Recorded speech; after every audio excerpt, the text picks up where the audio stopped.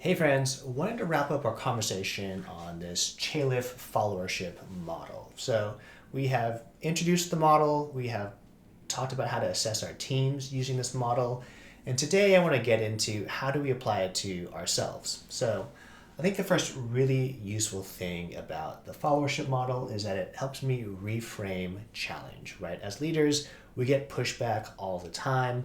Sometimes that pushback is not really in a nicely wrapped package. It can be kind of prickly, and it really helps to give me space to understand, is this individualist pushback or is this partnership level pushback?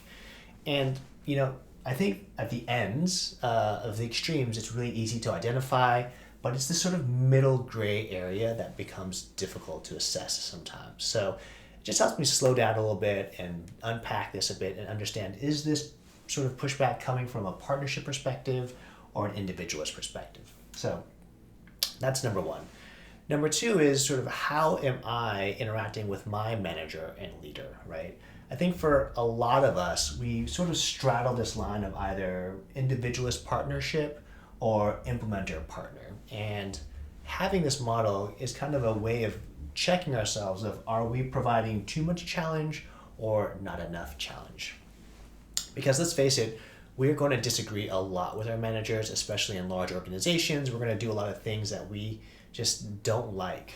And so how are we voicing and expressing our pushback and concerns while staying on board? And the way this usually manifests is if a decision comes down that you disagree with, that your team is not going to agree with either, and how do you sell that, right? Do you say like, this sucks and we're going to ignore it? Do you say, listen, I disagree with this decision, but we need to be on board and carry it out? Or do you provide and show a united front, right?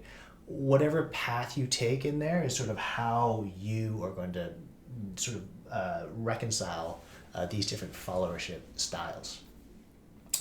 And the third way that I find this model useful is when I, as a manager or as a part of a leadership team or a part of a majority group, am stepping into a space that is not meant for me, right? Specifically talking about diversity, equity, inclusion issues, working with employee resource groups, or on DEI initiatives, right? This is a world in which I really advise folks, if you're just getting started, to dial down the challenge a lot, right? You need to be firmly in this resource and implementer land.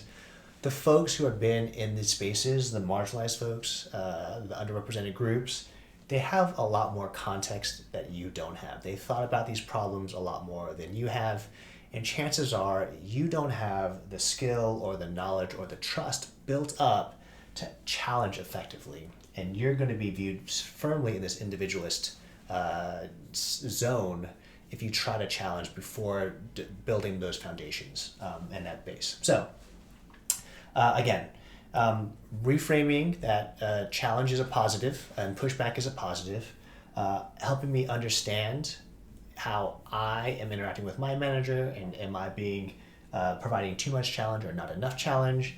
And third, working across power dynamics, across groups who have been marginalized or underrepresented, and understanding my role in those spaces.